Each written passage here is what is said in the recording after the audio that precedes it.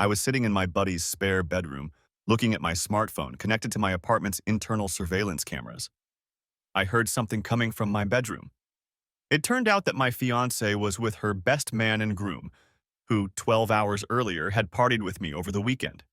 And they had taken me to the Gold Coast in Queensland on Friday, spent the day at the races on Saturday, and then had a grand night out at the casino. Sunday morning, I lazed lazily by the pool at the resort. Tom, my best man, and Carl, one of the groom's friends, said goodbye to us. They couldn't get off work on Monday, so they had to leave early to get back to Sydney. Toward noon, we were getting ready to leave again when hotel security paid us a visit. One of the cleaning ladies had found a bag of pills, called security, and they came and confiscated them. On top of several noise complaints from the previous night, they asked us to leave. No amount of arguments from even one of my buddies who is a lawyer could change their minds. We tried to get a room elsewhere, but accommodating 10 guys on a cup weekend on short notice was impossible. So we headed to the airport, tucked our tails in, and boarded a flight to Sydney. Arriving just before 11 p.m., we split up, but my two remaining fiancés wouldn't let me go back to the apartment. "Come on, Adam, it's still your weekend. You won't be back to work until Wednesday, so come to my place and we'll have a few more drinks." All the drinking was making me a little nauseous. However, I realized that the guys had put a lot of effort into this weekend, so I agreed, and we got in a cab to head to Tony's house. My fiancée Georgia was having her bachelorette party in Sydney. I tried to call her, but wasn't surprised when the message went to voicemail. I didn't bother leaving a message as I was sure she wouldn't be able to sort it out until the morning anyway. Georgia moved in with me 2 months ago. Her lease was up. I had recently bought a two-bedroom penthouse in the city, so it was silly for her to sign a lease for another 6 months. Her parents weren't thrilled about it, but we were supposed to be married in 3 months. They were strict Catholics, but they liked me. And I think it helped that I was the youngest executive in my bank to receive $1 million bonus. Back at Tony's house, the guys must have gotten the upstairs and downstairs mixed up because within half an hour they were both snoring in the chaise lounges. I headed for one of the bedrooms and got ready for some much-needed sleep. My phone beeped, signifying that a text message had arrived. I expected to see something from Georgia, but was surprised to see the number of the man who lived below my apartment. "Give me a break. Some of us have to work tomorrow." I read the message, then reread it again. It didn't make any sense. No one was supposed to be home, so he must have sent the message to the wrong number. I answered to let him know that the message hadn't found a recipient. The phone buzzed again, another message. "Yeah, sure, just wash the bitch and go to bed or gag her. You must be very talented to write a reply while your fiancé is squealing so loudly." Now I was puzzled. He obviously thought he had the right number. What on earth was going on?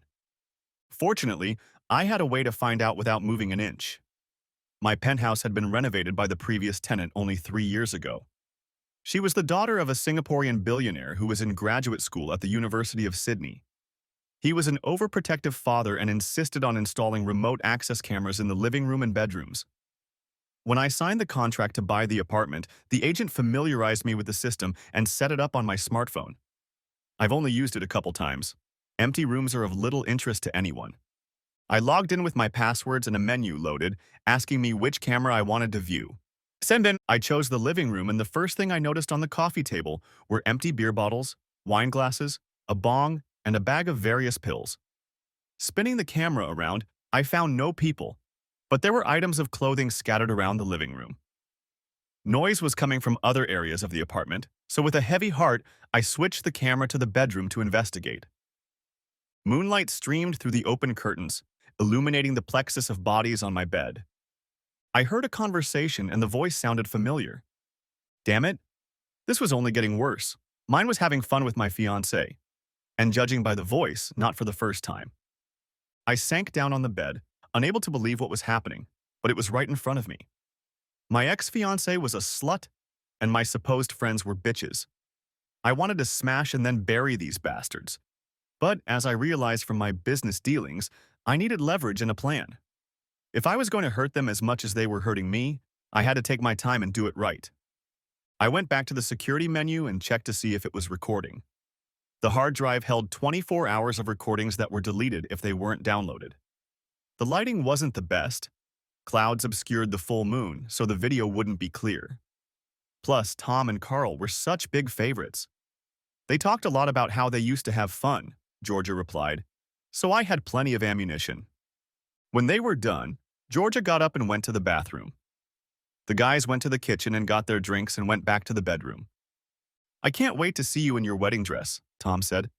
I won't get it until the day before, so you'll have to wait until the honeymoon. Georgia replied that she always thinks ahead. Absolutely not. We're talking about the day of the wedding. Carl picked up on that. And how are you going to do that? Georgia laughed. I went with Adam when he paid for the reception at the hotel. The ballroom where the reception will be held has a room on one side for the orchestra. The guys will take turns distracting Adam while you entertain the others. Tom, a smug jerk, clarified. All four of you? Would you have it any other way? Carl asked with a chuckle. I guess not. You know I won't be on birth control and Adam wants to have kids right away. You guys are going to be playing Russian roulette. Georgia sighed. How could I have been so blind? I disconnected myself from the security system. I'd had enough. The hard drive, located in a hidden cabinet behind my closet, kept recording everything that happened. I lay on my back and tried to work on my revenge. Inspiration wasn't coming, so I got up and walked out into the living room. Tony and Jeff were still snoring. Tony was lying with his legs spread. It took a lot of willpower for me not to hit him. I grabbed a beer from the fridge and was leafing through an old newspaper on the kitchen bench when I noticed a headline and inspiration hit me. Police warn against drinking alcohol. The police feared that there was a group of men who picked up intoxicated young women, followed them to their homes, and then broke in. They urged the women to be more cautious and to keep an eye on their friends. They also asked for any information that might help them find the perpetrators. As I pondered how to use this to my advantage, my phone buzzed again. It was my downstairs neighbor informing me that he had filed a noise complaint with the police. Great. I went back to the bedroom and immediately called the police. You've reached the NS Police. How can we help you? Oh my God. You have to get into my apartment. Oh my God, I think my fiancé is in trouble. I was as hysterical as I could be. Calm down, sir. Can you give me some details? How can I calm down? You need to call someone immediately. Why do you think this is happening, sir? The girl remained remarkably calm. My neighbor complains about the noise, but I'm not there. I'm here. How can I make noise with my fiancé when I'm here? Please. Please. Send someone over. Please. How do you know your neighbor complained? The girl answered nonchalantly again. This is going to be harder than I thought. He sent me a message complaining, and then another one saying he filed a noise complaint. Please send someone. I'm begging you. What address was the noise complaint filed at? This was worse than talking to a call center or one of those computer voices. Thank goodness I didn't need them urgently. I gave her my home address. Please wait a moment. 30 seconds later, she returned. I'm transferring you. After another 30 seconds, a man's voice sounded. This is Staff Sergeant Potts from the Sex Crimes Unit. May I ask who is calling you? Oh, thank goodness, finally. I'm Adam Spencer. Please send someone for my fiancé. Something terrible is happening. I pretended to start crying. We have a unit in the area. We just need to be sure of something. Is there any chance it's someone other than your fiancé, or maybe she has someone else there? Whimpering didn't help. It was time to see if being pissed off would work. We're getting married in 3 weeks. What the hell do you think? If this delay hurts her in any way, I'll sue you and the department. I'll appear on every TV program, write to every newspaper, and use your name. Calm down, sir. We'll deal with it. What is your fiancé's name and what was she supposed to be doing tonight? I had prepared myself a bit for this question. Georgia.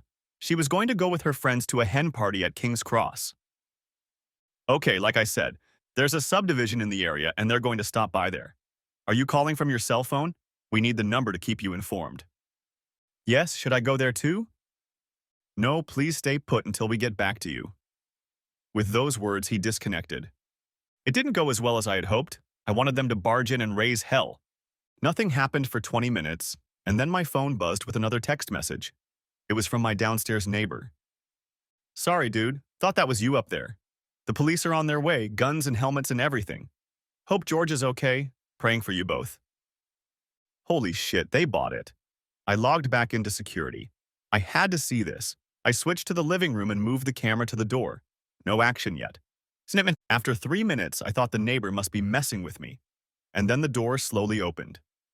Two officers in body armor with pistols at the ready entered the living room, combed through it, then signaled, and four more men came through the door. I went back to my cell in the bedroom and all hell broke loose. Police officers burst through the door with their guns raised and their headlights on. They were yelling, "Armed police! On the floor! Now! Get down!" Tom and Carl didn't know what had gotten into them. Carl and Tom are lying on the floor. Two police officers get on their backs and handcuff them behind their backs. The boys finally come to their senses. "What the hell is this?" Tom shouted. "That'll be the last girl you see for a while." The cop growled, pinning Tom against the door jamb. "Why, she sure didn't mind," Carl added. They led the boys out of the room and the policewoman entered and took control of a relieved and blanket-wrapped Georgia. Setting her down in a chair by the window, she began to speak softly, soothing the confused Georgia. "It's all right, Georgia, you're safe now.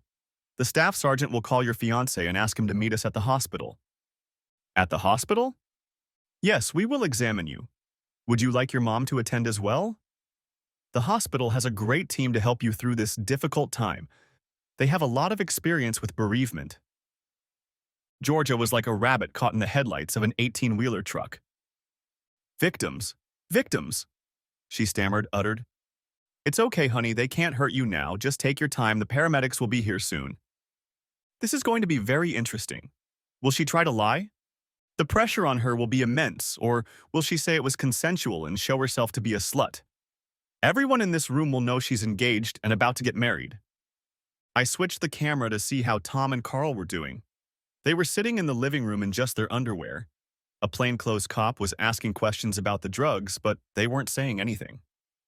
"I believe you have exceeded the threshold for personal use and have moved into the dealer category. That puts you in danger of at least 3 years in prison, and that's without considering other factors. Help us now, and we can all go to bed early." The policeman tried again. The boys sat with stone faces and remained silent. "All right, have it your way." The policeman turned to the other officers. "Take them to the wagon, bring them to the station, and call them." The armed officers lifted the boys from the floor and led them out the door. The second officer went to the bedroom door and gestured for the woman to come out. They huddled together and talked quietly so I couldn't make out what they were saying. After they fell silent, she went back to Georgia and the other guy pulled out his cell phone and made a call. My phone started ringing. "Hello?" I tried to make my voice sound as anxious as possible. "Mr. Spencer, this is Staff Sergeant Potts." "What happened? Have you found Georgia? Is she okay?" "What?" My verbal barrage was interrupted by the sergeant. "Calm down, Mr. Spencer. We found your fiancée. She'll be taken to the hospital soon." "My goodness, is she all right?" "Yes, this is just a precautionary checkup. I will give you more details at the hospital. We should be at St. Vincent's in about 10 minutes. Call me when you arrive, and I'll find you and give you the details of our surgery." Before I could add another crazy answer, he hung up. I caught a cab and walked out of Tony's house. Things had worked out better than I could have hoped, but I wasn't sure how the police would take the situation. Would they believe Georgia or Tom and Carl? I'd have to be constantly on guard to keep this cauldron from boiling over. At the hospital, a constable met me and led me through the emergency room to a room off to the side. Inside, a tall, thin man with a big hooked nose was talking on the phone. The constable told me to wait, poked his head through the doorway, and told me I was here. The man ended the conversation and hung up, then walked to the doorway with his hand outstretched. "Staff Sergeant Potts," he said, shaking my hand. "Adam Spencer, where's my fiancée?" "She's at the doctor's now. You'll be able to see her soon. I just want to have a word before you see her." He pointed to a chair behind the desk, moved to the other side, and sat down. Clearing his throat, he continued. 5 armed officers entered your apartment today and detained 2 men. They are at the police station and are being questioned at the moment. Your fiancée?" "Georgia," I interrupted. "Georgia is being monitored by medical personnel right now. Samples and statements are being taken from her.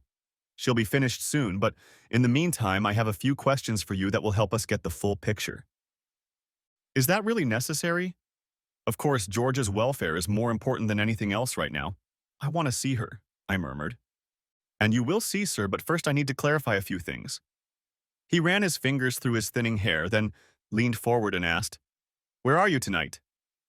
What difference does it make? I replied innocently. If you were home, Georgia wouldn't be here right now. Yeah, well, I see. I was at a friend's house. I had the weekend off. We got back from Brisbane late last night, and one of my suitors insisted I stay with him and another suitor and keep partying. Where was that? In Renwick or one of the nearby eastern suburbs, I think. What time did your neighbor contact you about the noise? I don't know exactly. I'll check my phone. It should have a texting time on it. I pulled out my phone and looked at the messages. 23:45. I want to show you a couple pictures on my phone. They show the people we apprehended. Please tell me if you've seen them before. Is this standard procedure? It's just a hunch. These two don't fit the profile of rapists. They look more like young office workers to me. He picked up his phone and started flipping through the photos, and I tried my best to look stunned, then angry. What, is this a joke? Why do you have pictures of Tom and Carl? Who are Tom and Carl? Tom is my best man. Carl is one of my best men. What do they have to do with this? They are the two naked guys we found in your apartment. Why weren't they at your party? They left Brisbane early. They had to work tomorrow. That's what they said. I sank down in my chair and tried my best to look dejected. A voice came from behind me. Excuse me, Mick, can I have a word? It was the policewoman I'd seen in my apartment. Could you step outside for a moment, Mr. Spencer? I stood up and headed for the door, leaving my phone on the chair. I had it set to record my conversation with the sergeant, and knowing what they were talking about could be very helpful later. They talked to each other for a bit and then both left together. I'll be right back with your fiancé. Sorry, Georgia. I pulled out my phone, plugged in my earpiece, and started listening to what they were talking about. The policewoman started, We've done all the checks, I've written a statement, but she hasn't signed it yet. How do you feel about that? The sergeant asked. Well, that's why I haven't gotten her to sign the statement. It seems a little odd. She was definitely having an affair, but I don't think consent was an issue. Her story sounds like a TV script. Maybe we just caught her having one last fling before the wedding. I'm inclined to agree. The two guys in custody don't seem to fit the crime. They're just smarmy freaks. Her boyfriend? I can't figure it out, but he looks like he's trying too hard to be shocked. How do you think we should proceed? Come with me and read Georgia's statement. Maybe you'll remember something I forgot to ask. I was a good cop, so before we get her to sign, you can give her a lecture on the penalties for perjury. Okay, how far can I take this? Can she lose her temper? We're talking about someone who is a potential victim, even if we're not entirely sure. That's what I don't like about her. I don't think she's traumatized. It's more likely she's genuinely guilty or just afraid of getting caught. I think you can scare her and get the real story out of her. Then let's go see it. The sergeant stood up, his chair creaked, and there was silence until I stopped the tape. I sat there wondering what Georgia would do. I looked at my watch. It was time to set the wheels of revenge in motion. I looked through my phone's contact list, selected a number, and dialed it. Harold, Eric Town speaking. Eric wrote in the business section. He was also in charge of the dirty gossip section called CBD. No one admitted to reading it, but everyone did. I met him at a political fundraiser and we hit it off. Hey Eric, it's Adam. How the hell are you doing? And what are you doing at this ungodly hour?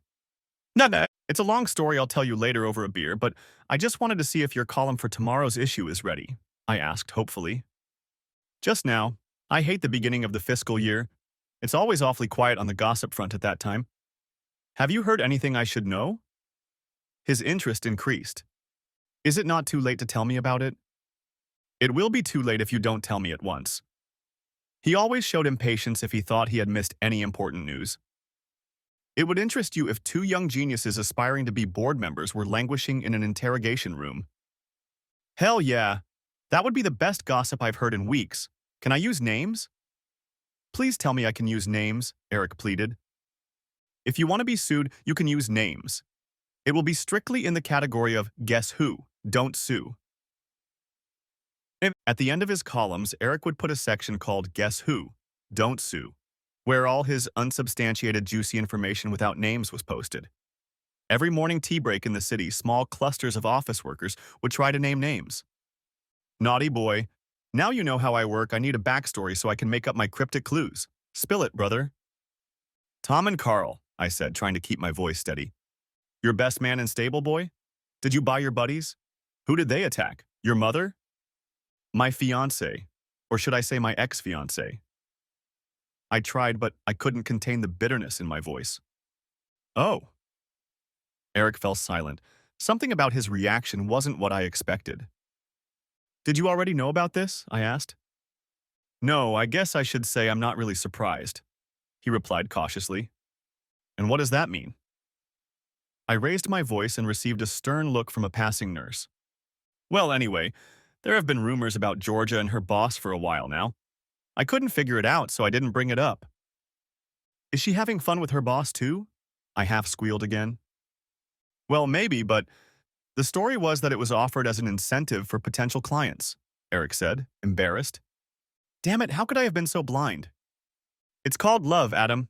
Anyway, you want me to blow up? That's exactly why I called to burn those bastards.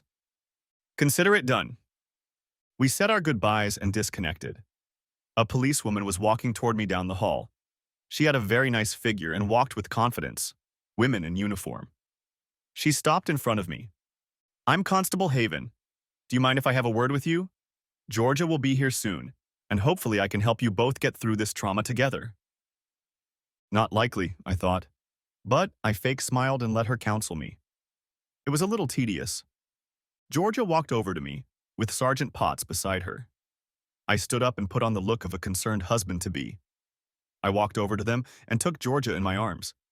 She started to cry and I stroked her back and head like a sad puppy, reassuring her and telling her that everything would be okay, that I would be there for her and everything.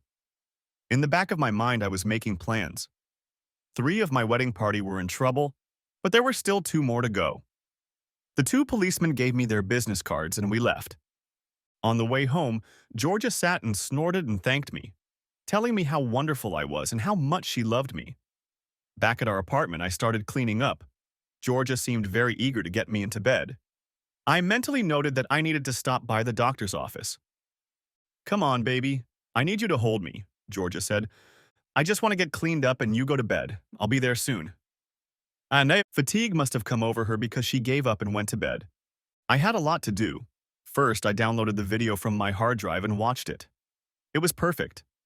From the moment they entered my apartment, it was obvious that no rape had taken place. One charge of filing a false complaint. Maybe if the DA wants to pervert the course of justice. They said they took drugs from Tony.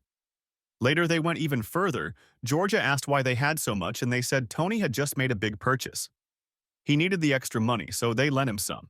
They hope to double it in the next couple weeks when Tony moves the merchandise. Slam dunk. 3 counts of possession with intent to distribute. They might be able to find good enough lawyers to stay out of jail, but their business careers would be in jeopardy. After that, the 3 of them went into business, and I still needed to find something on Jeff if he was involved.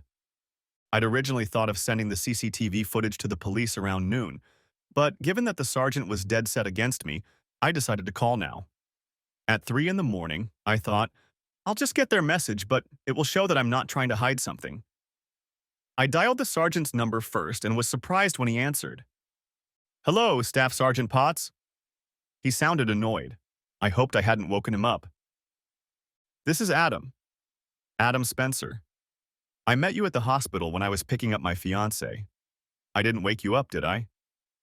No, of course not. I work the night shift. I don't go to bed until 8 in the morning. His mood wasn't improving. Look, I don't want to take up your time, but Mom, I paused, as if trying to hold back.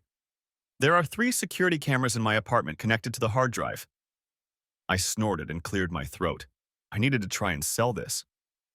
Oh yeah, he said interestedly. Why didn't you say something before? Were you looking at her? I could almost see him straighten up suddenly, leaning forward expectantly. I guess with everything that's been going on, I must have forgotten. I paused again and blew my nose.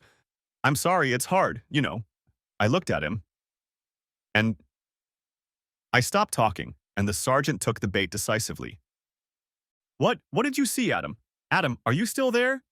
I don't think it was rape. Oh God, they walked in together laughing and kissing. I let out a strangled cry and pretended to sob. And the drugs had nothing to do with it? The sergeant demanded. I didn't see much after that, but they were putting them on the coffee table. I lied. I need to see that tape. There are two high-powered legal eagles here fussing about lawsuits. And can you send it to me? I think I can email it to you. Hold on, I'll give you the address. We need to get it to you fast. He gave me the address and hung up.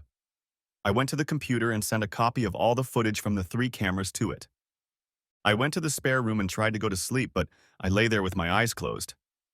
I couldn't believe I had judged the character of my girlfriend and my buddies so poorly. Somewhere around 5, the phone rang. Excuse me, I hope you weren't in a deep sleep. It was Sergeant Potts, and his voice sounded much more awake. I was in bed, but I'm having trouble falling asleep, I replied sharply. Yes, that's understandable, considering the circumstances. Look, I won't keep you up. Why don't we meet for coffee when I get off at 8? There are a few events I want to talk to you about. Sure, I don't have any plans. There was a strong sense of bitterness in my reply. There's a coffee shop in Surrey Hills, not far from the Oxford Tavern. Do you know it? Yeah, just don't go in there. Too many cops. Yeah, I guess there is. I'll see you at 8 then. He passed out and I lay down again, trying to sleep. I got up at 7 in the morning and took a shower.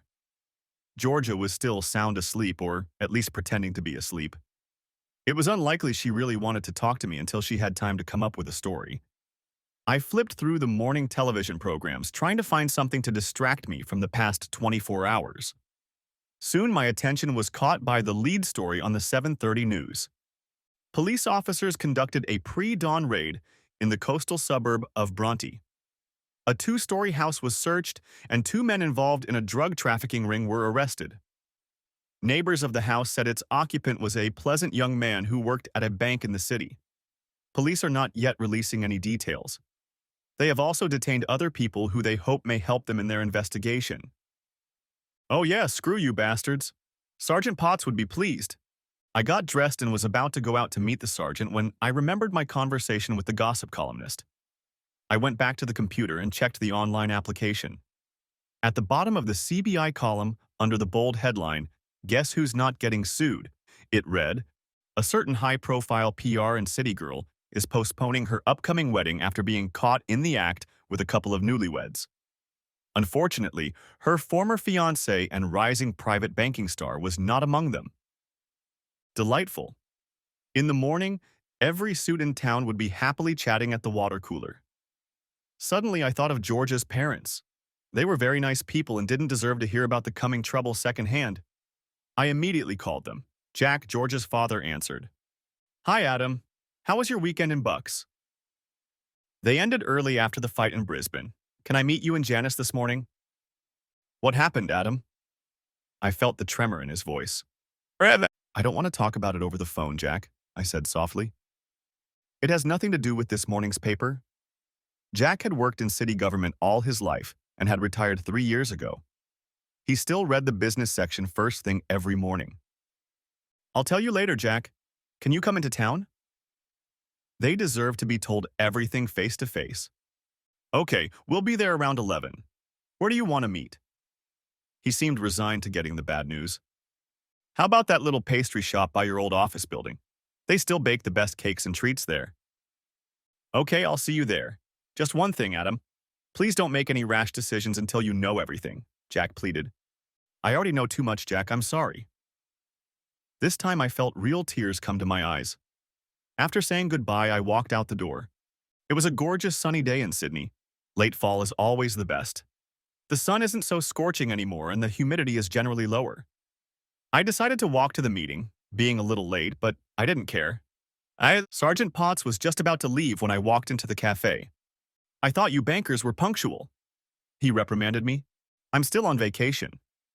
I sullenly sank into the chair across from his seat. He sat down opposite me. His frown was replaced by a smile. "Lucky for you. We got a result last night. The CCTV footage was very informative. We couldn't use it as evidence, but it gave us enough information to work with. We split them up, so when we started asking about the purchase of the plot, they both thought the other had sold them. The waitress came over and I ordered orange juice and the sergeant ordered warm milk. Police aren't what they used to be." Taking a sip, he continued. We got Tony's name from them, and then we searched the house and found more. The narcotics squad was thrilled. Tony was quiet for a while, but when we told him what we'd learned from the other two, he gave in. He's trying to cut a deal and name his supplier. And what's going to happen to them now? The first two are ordered to appear tomorrow morning for a bail hearing. Probably Tony, too, if he can get a deal with the prosecutor. A public hearing? I asked hopefully. Oh, yeah, he grinned. Their lawyers are trying to get an unscheduled hearing, but the prosecutor wants it in the media. And so do you, it seems. He lifted the neatly folded Morning Herald from his lap and unfolded the CBI column. I don't know what you mean. I tried my best to look innocent. A likely story. I wonder if your surveillance system has remote access. He leaned back in his chair with an amused expression on his face. It probably has a time card too, which lets you know what time it was checked. Maybe I should get a warrant and see for myself. Why stalk the victim? Maybe by the time you get a warrant, the hard drive will be ruined. The sergeant's smile turned into a chuckle, and pulling himself together, he sat forward and said in a low voice, "Keep your shirt on, Adam. You've just confirmed my suspicions. I'm not interested in you, but I want to know what you want to happen to Georgia." What do you mean? Well, you could be charged with perjury. Of course, the charge won't be filed. I'm sure she can get it dropped as a first offense, or maybe we'll just forget about it. It's hardly worth wasting time filling out paperwork unless you're hungry for retribution, and from the looks of it, you are. He picked up the paper again to emphasize his point. I'm not quite sure what you mean. I played dumb. Okay, you're a careful guy. Call me after 6 today if you want me to press charges or I'll bury it.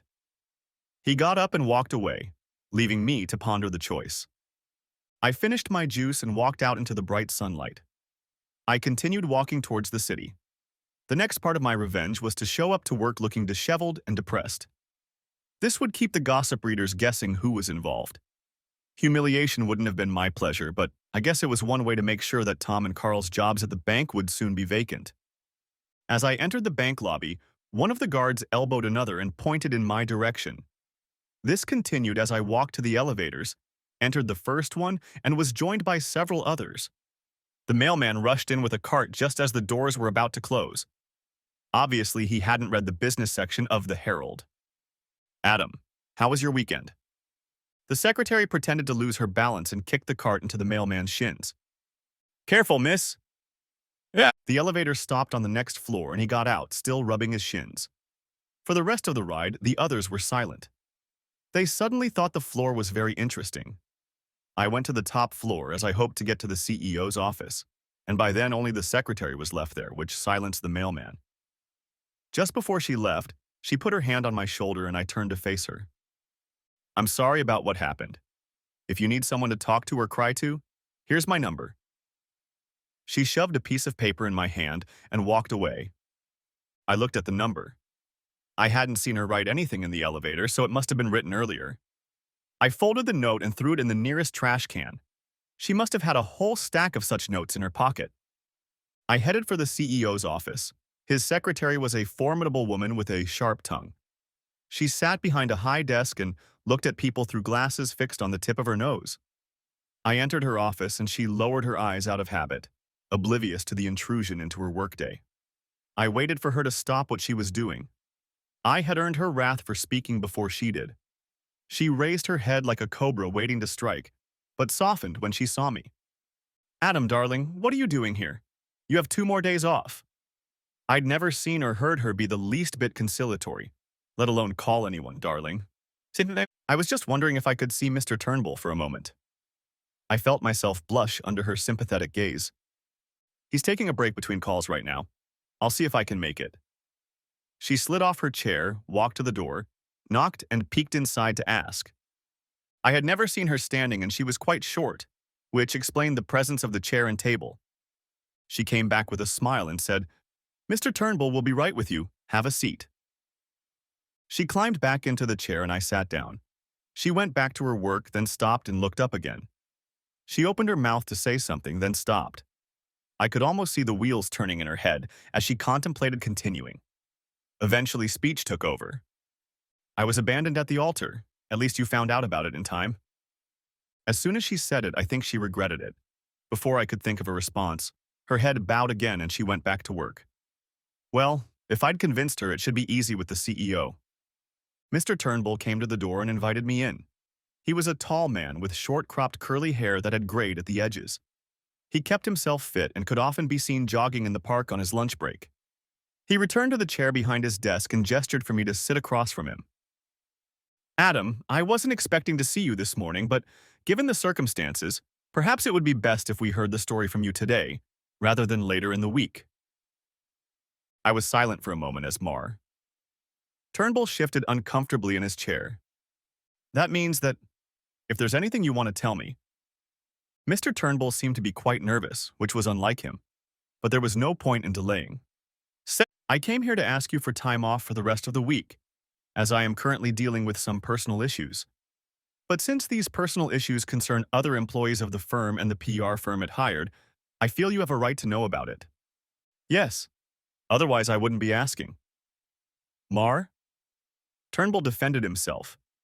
I took a deep breath and cleared my throat, then began my hatchet job. I got back to Sydney last night from my father's weekend away, earlier than I'd planned.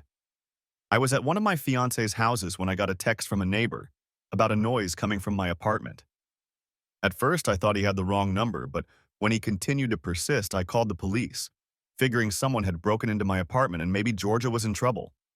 The police arrived and entered the apartment where they seized drugs and found my fiancé with Tom and Carl. I stopped, pulled out a handkerchief, blotted my eyes, and wiped my nose. There were no tears, but the impression was left wanting. Oh dear, muttered Mr. Turnbull, seating himself forward at his desk and eagerly awaiting the sequel. Tom, Carl, and another admirer of mine, Tony, are now in custody. Oh dear, not good for the firm. Not good at all. What did Georgia say about it? I don't know. I haven't spoken to her since I spoke to the police this morning. Oh dear, a terrible case, a terrible case. It's safe to say we're not going to let those two back through the front doors again. Take as much time as you want. Call me on Monday, and we'll talk further. Nevin. He leaned back in his chair, pulling away from me with visible relief. At that moment, the whole picture became clear to me. I headed for the door, glad that Tom and Carl would be out of a job. Turning around, I asked a question. What about the PR firm? Immediately, he looked like a cat on a hot tin roof again. Ah, yes, well, there needs to be an internal investigation since Tom and Carl were in charge of the tender process. I'll talk to Jeremy, their CEO, and we'll work something out. His face flushed. He was sweating. He was hiding something, considering what Eric had told me about Georgia's role in her firm. I also remembered how Tom and Carl had made fun of Mayor Turnbull for his active participation in the bid. I put two and two together and concluded that this was the same guy who had entertained my fiancée. I kept walking. He was going to be delayed, but now I realized that if I didn't launch a tactical nuclear strike, I wouldn't be able to get revenge on all the guys who entertained my fiancée. I caught a cab to the bakery I was meeting George's parents at.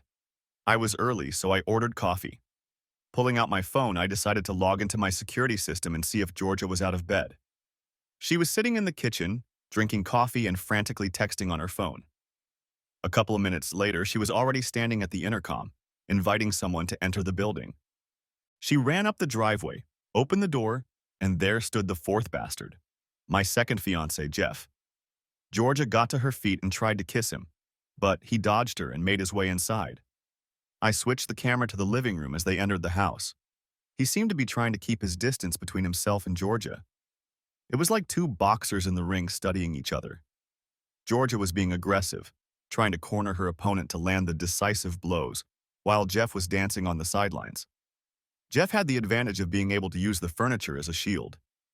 Eventually, Georgia settled into the chaise lounge and Jeff took a seat in the chair opposite.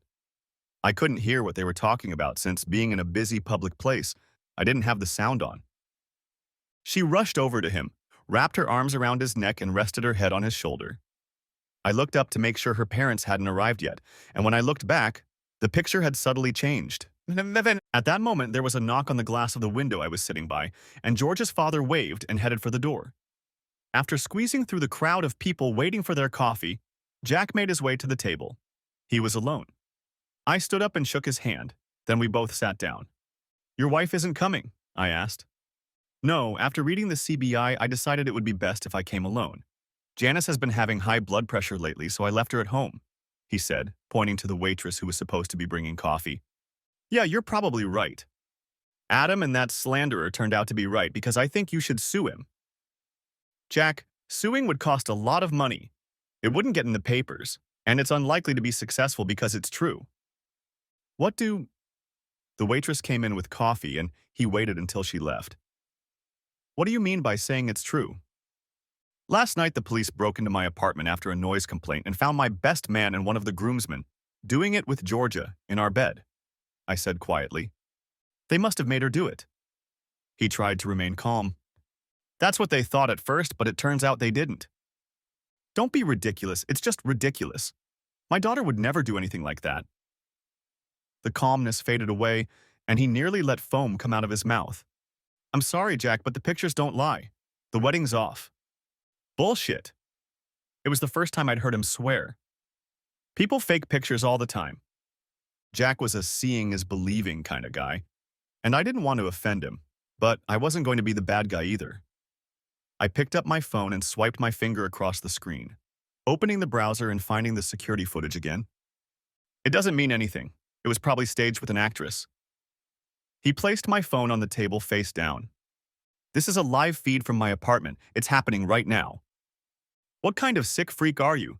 I'm so glad Doris wasn't here for your deranged fantasies. When I tell Georgia, she won't touch you within 10 feet. He started to rise from his seat. Sit the hell down, Jack, I shouted, causing everyone in the bakery to turn in our direction. He sat down with a stunned expression on his face. I know I'd never swore in front of him before, let alone scolded him. Give me your phone. He wouldn't budge. Right away, Jack. He handed me his phone. I looked through my contacts and found George's number. I pressed the call button, then flipped my phone, which was lying face down on the table. The action on the screen stopped as Georgia reached for her phone on the coffee table. Nevim! Jack flipped the phone over and set it down in front of my eyes. It suddenly looked very old and frail. I'm sorry, Jack, but you should have known. I hope you don't lose too many deposits, but 3 weeks before the wedding, I would have said you would. You and Janice don't deserve this, but I can't go through with it. He cried but didn't say anything, just nodded. He wiped his eyes and asked in a whisper, Have you told her yet? No, she was asleep when I left this morning to meet the policeman in charge of the case. Good God, she doesn't know you know and she's back with that guy? It's not the same guy, Viv. Come on, Jack, let's get out of here and take a walk in the park. We both need some fresh air. I left the coffee money on the table and we left. We walked for half an hour talking about everything but Georgia. He had already calmed down and wanted to go home, so we walked over to the cab stand. When are you going to tell her? Jack asked. When she has a spare minute. I could barely contain the bitterness in my voice. Jack looked away. Part of me still loves her, Jack. Part of me thinks this is a nightmare that I'll wake up from and everything will be the same.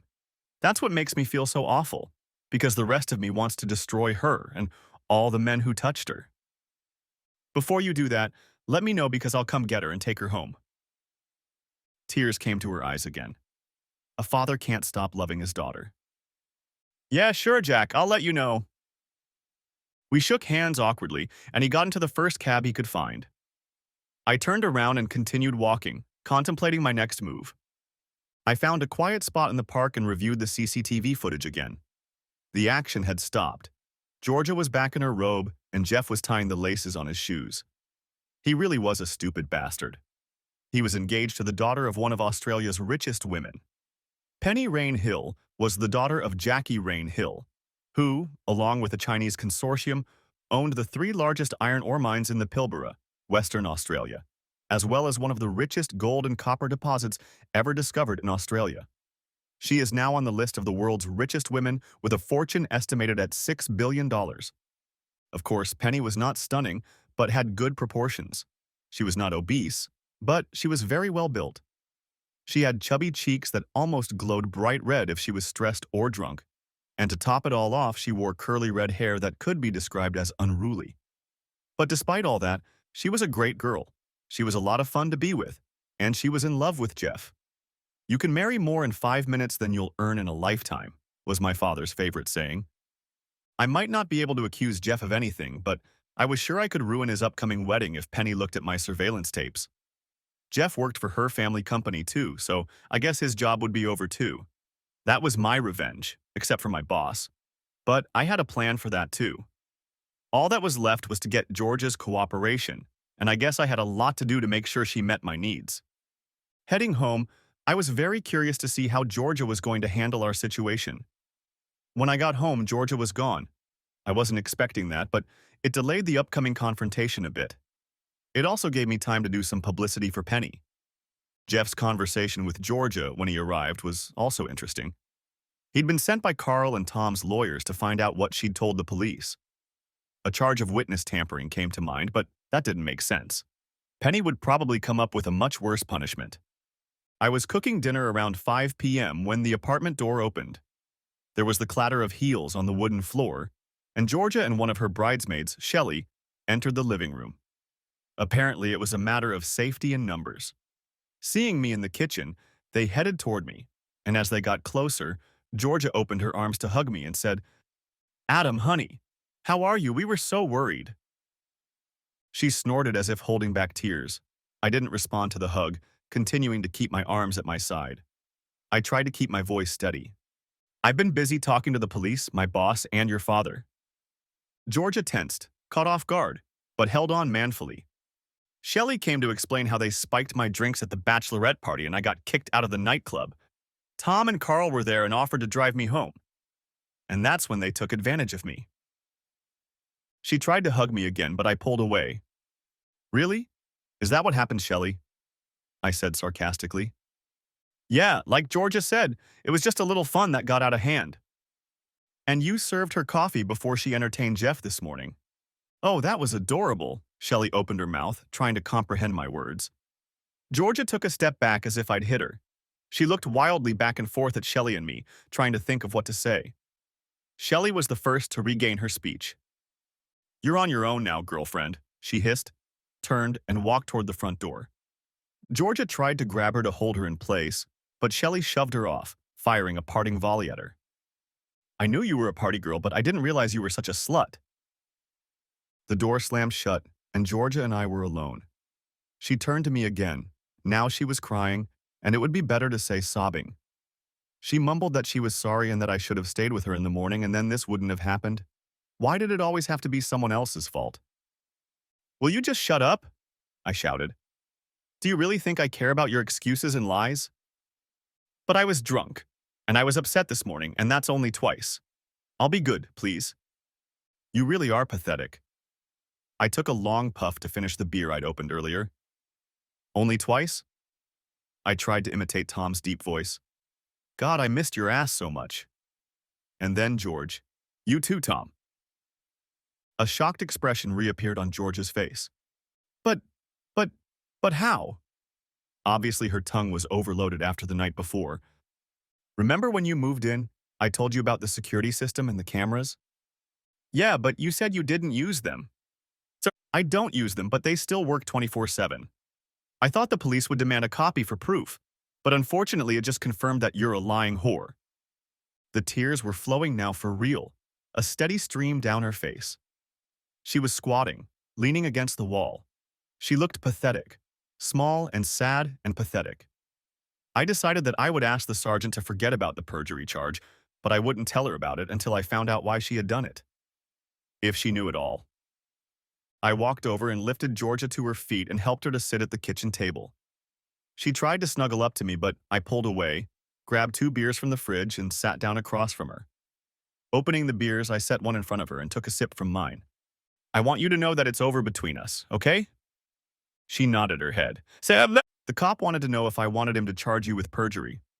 I have until 6 o'clock tonight to let him know that. So you have half an hour to answer my questions truthfully, and I'll tell him to forget about you." "Please, Adam, don't," I interrupted her.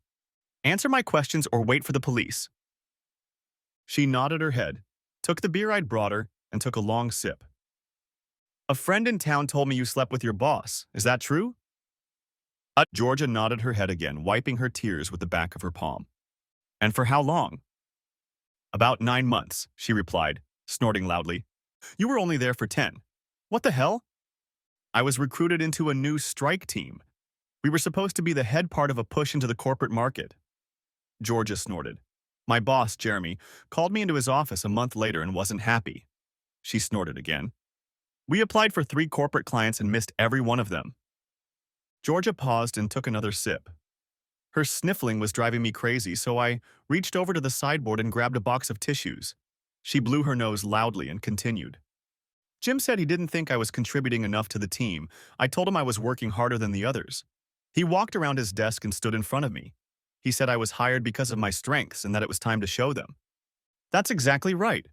Why do you put up with this? It's normal for you. You're a wonder kid. The youngest guy ever to get a $1 million bonus.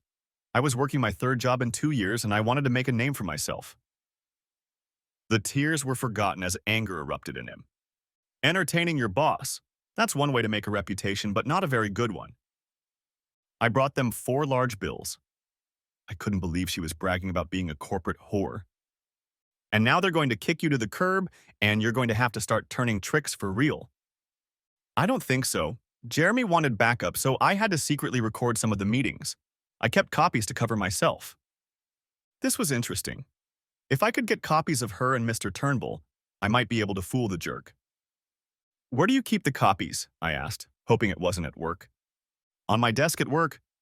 Shit, I exclaimed, slamming the beer bottle down on the desk. What's the matter? Georgia looked startled. I'd like a copy of one with you and Mr. Turnbull. I stood up and walked over to the window. I turned and looked at her intently. Well, how did you guess? She asked finally. It's obvious, isn't it? You share your assets to get new customers. Our bank is a new customer. That's all you need. If you want to see it so badly, I'll go to work and make a copy, Georgia shouted, standing up abruptly, causing her chair to fall over. She walked over to the table in the lobby and picked up her keys. You're not going out the front door, I called out to her. She stopped and turned to me. What do you mean? Your boss is covering his tracks. You'll be met at the door by a guard with a box of your stuff. There's no way they'll let you near the computer. Georgia bit her lip. She always did that when in doubt. Tossing her keys on the desk, she walked back to me and disappeared into the office. I walked to the door and peeked inside. Georgia was sitting in my chair, booting up my computer. I can remotely access my computer, she announced triumphantly. I continued to watch as she typed in the access code, then repeated it and typed again. Her shoulders slumped as she realized I was right. She was locked out. Damn idiots. She leaned back in her chair, visibly wrinkled, but then sat back in it with renewed enthusiasm. There's a back door to Jeremy's computer that I used to get the video files on it. Yeah, I'm in. I moved behind the chair. Copy everything, I said. You'll need leverage to negotiate your severance package. More importantly, I needed to screw up my boss's life somehow. I walked out, leaving her, and about 20 minutes later, Georgia came out of the office grinning and waving a portable hard drive. Found all the most interesting stuff. Did you get copies of his incoming and outgoing emails? I asked hopefully. Yeah, but I thought... I held up my hand. Stop. I've seen you in action so much in the last 24 hours that I've had enough for the rest of my life. I just want to back up in case the bank starts going after me too. But, maybe we could try again? Sell everything, move overseas, start fresh? Unfortunately, there's nothing new about you, Georgia. When I saw you with Tom and Carl, I thought you were drunk. But tonight with Jeff? You need help, but I'm not going to stick around to see the results. She cried again, and I walked over to her and took the portable hard drive, then walked past her into the office. Georgia ran into the bedroom and I heard the door slam. The hard drive was better than I'd hoped. It turned out that Jeremy and Mr. Turnbull were old high school friends. They had sent each other numerous emails about Georgia and her talents. However, the most interesting part wasn't even that. It turned out they were conspiring to defraud the bank.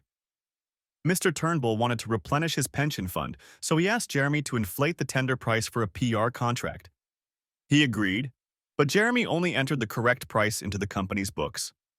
They took the difference and split it 50-50. I called Sergeant Potts, he answered on the second ring. I thought you'd forgotten, he said. I looked at my watch. 6:05 p.m. No, just wanted to make sure I made the right decision. So what's up? He asked, yawning. Don't get confrontational with her. I think she'll be uncomfortable without it. Do you know anyone in the fraud squad? Possibly, he replied cautiously. Why do you ask? I'll tell you later, I replied, evasive, not wanting to reveal too much. Oh dear, he grinned. Who will be the recipient this time? We'll wait and see. Saying goodbye, I hung up. Then I called Georgia's father to come and pick her up.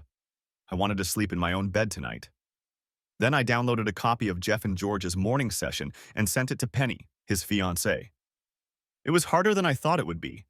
I agonizingly clicked on the send button before I hit it. It would hurt, but hopefully keep her out of more trouble. Jack arrived about 40 minutes later.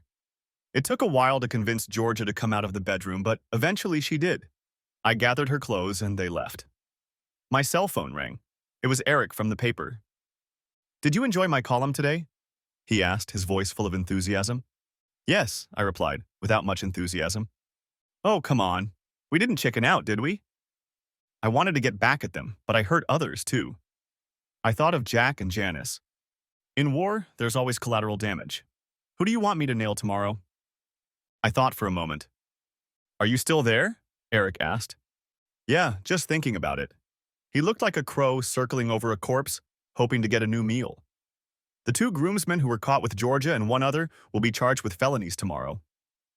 Sorry, buddy, but 3 bankers caught with a joint isn't the way to go, he said, showing his frustration. Not possession charges, but importation and delivery, I added. Now that's better. High-flying bankers. Eric laughed. You got anything else for me, buddy? Or have we already worked out that layer? I'll contact you if I have anything else. I tried to be casual. I'd had enough for today. I turned off my phone, disconnected the landline, closed all the curtains and tried to sleep. At 9:30 the next morning, someone knocked on my door. I got up and went to open it. It was Greg, the building's caretaker. Adam, dude, what happened to your phone? I've been trying to call you. I just turned them off. I wanted to sleep without interference. What's the matter? I said, a little annoyed. Those guys have been waiting for you downstairs for an hour. He stepped back and I saw one guy in a security guard uniform holding a box and another in a suit. The suit was holding a piece of paper. Mr. Adam Spencer? Yes, I replied. I'm from the bank's legal department. I'm here to inform you that your contract with us has been canceled under Section 112B. In other words, you have given the bank a bad reputation. Your contract will be terminated. I have a check for 2 weeks severance pay, and James has the personal items from your desk. He handed me the check and the guard set the box on the floor. I was stunned. They were halfway to the elevator when I came to my senses. Wait a minute. 3 weeks ago, I signed a new contract that guarantees me 9 months' salary plus 50% of my last bonus. I shouted after them. I don't know anything about that, sir. If you want to deal with the bank, I suggest you see a lawyer, Kostyuk said, following the guard to the elevator. The building manager shrugged and followed the others. Sorry, buddy. I picked up the box and carried it inside. It only contained the contents of my desk drawers and a few photos. I wasn't about to let these scumbags get away with it and called the lawyer who had checked out my recent contract before I signed it.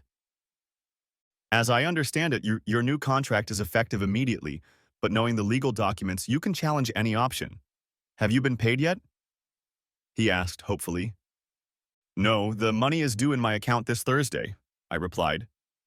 Well, so that's why they're trying so hard. They want you to fight for them. How do you want to proceed? I can start the process right now, and we can have a preliminary hearing as early as the end of this month. Damn lawyers. Is there any way I can talk to my boss at the office before then?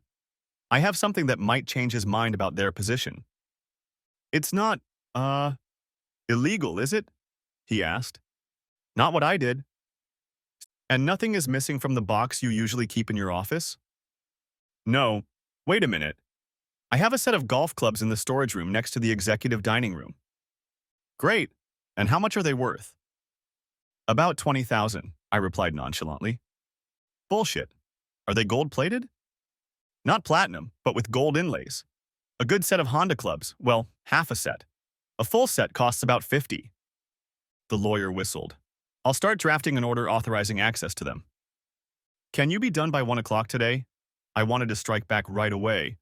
I don't know, it won't give me much time and I have other things to do, and meet me out front with the order and I'll give you the golf clubs, I interrupted. Hell yeah, I'll see you there. I ate breakfast and headed to the office to get ready for the afternoon confrontation. Mr. Turnbull was always in the executive dining room between 12:30 and 1:30 p.m., so the noise outside would surely get his attention. I couldn't resist checking the Herald's website to see what Eric had written. He managed to make a joke about high-flying bankers, and there was also an article about the canceled engagement of the heiress to a billion-dollar fortune. I didn't mention Penny and Jeff. I wonder where he got that from. 1 o'clock came quickly, and I waited in the plaza in front of the bank building. The lawyer was 5 minutes late, came up to me and pulled some kind of document out of his pocket, waving it around like a trophy. I had to wait until the justice of the peace finished his morning session to sign it, but here it is. And what does he authorize me to do? I asked as we headed for the front door. I was hoping for general admission, but this guy plays hardball and he lets you go inside and get golf clubs, right inside and right through the door. I hope that's all I need. We were already at the front door. Inside, the security guard who had earlier returned the contents of the office to me moved to stop me. Excuse me, sir. I've been asked to keep you out of the building. He stood in front of me and gestured for the other two guards to help him. I held a legal document in front of his face. This is a court order authorizing me access to the building. Please step out of the way. I tried to walk past, but he blocked my path anyway. I have to check this first. He took the ordinance and spoke into a microphone attached to his shoulder. A couple minutes later, the elevator doors opened and the same little asshole who had talked to me this morning stepped out. He took the court order from the guard, put on his reading glasses, and quickly flipped through it. Someone had a busy morning, he said, pulling away from the papers. This only authorizes you to go to the storage room and back, no detours. He handed the order back to me, then turned to the guard. Escort him to the executive storage room, then come back here and kick his ass outside. After that, he just turned and walked back to the elevator. I moved toward the elevators on the left, holding the guard by the shoulder. At the locker room, I grabbed my clubs and walked out into the hallway, determined to make a scene. Some bastard stole my putter. I dropped my clubs and headed down the hallway toward the executive dining room. You can't go in there, sir. The guard grabbed my arm, but not in time. I rushed into the dining room, but the guard was more nimble than I thought. He grabbed me as soon as I was in the doorway, and I struggled to get free, but he was stronger than I thought. Hearing a noise, Mr. Turnbull appeared in the doorway. What's that noise? He shouted, then realized who it was. What the hell is he doing here? I'm sorry, sir. He has a court order, the guard said, lifting me off the floor by my collar. I stopped resisting as my victim was right in front of me. Mr. Turnbull, it's good to see you too, I said with sarcasm in my voice. I thought you might want to reconsider my severance package. Absolutely not. He pointed at the guard. Get that lowlife out of here, now. I pulled a flash drive out of my pocket and tossed it to him. You better watch this when you get a chance, but not when your wife is around. Mr. Turnbull's eyes narrowed. What are you talking about? Call Jeremy and he'll tell you. I spat. What if he leaves here? The mention of Jeremy's name didn't excite him. Apparently he figured the matter was settled. Putting the flash drive in his pocket, he walked back into the dining room. The guard began dragging me down the hallway. You have 24 hours. I think you have my cell phone number, I shouted towards the closing door. I grabbed my batons on the way out. The guard didn't let go of my hand until I was in the front yard. My my lawyer, was already waiting and returned my batons to me. I was very pleased. If I got the deal I signed up for 3 weeks ago, I could buy another set. I was a little worried when I didn't hear anything before I went to bed. At 11:30, my phone beeped for an incoming text message. Meet me at the Centennial Park coffee shop at 6:45 a.m. Got it. The next morning, I headed to the park at 6:30, hoping to get there first. Apparently, Mr. Turnbull was thinking the same thing, because I walked on one side and he walked on the other. We pressed awkwardly against each other, keeping about 3 meters apart. What do you want for the tape? He asked angrily. What I'm owed under the new contract. I answered him in the same way. That contract only runs through Thursday. That's a disputed fact, and I don't have time to deal with our court system. I never took you for a blackmailer, he growled, his face reddening. Said no. And I never took you for an asshole who's having fun with his employee's fiancé, I replied. We stood like that, scowling at each other until Mr. Turnbull backed away. Okay, but I'll need the photos and any copies you have. Easy. You'll get the photos when I have a signed document from the bank confirming my eligibility for the loan. You'll get them today. He turned to leave. One more thing. I want the little legal eagle you sent yesterday to bring the documents. That'll be fun. Anything else? He asked sarcastically. No, that's all I want, I replied, smiling. He pulled back a little and then came back, closer this time. You know you'll never work in this city. No, let it be the country. Never again. You little shit, he hissed. Nice doing business with you, I said with a laugh as he walked away. I still had the emails between Turnbull and Jeremy, and I would turn them over to the fraud squad as soon as the money arrived in my bank account. The next few days went relatively smoothly for me. The next morning, a shitty little legal eagle from the bank showed up on my doorstep with some forms for me to sign.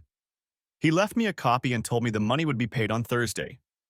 I gave him an envelope with a flash drive and a small portable hard drive, and he left with his tail between his legs. Thursday morning, Jack and Doris came over and picked up the rest of Georgia's stuff.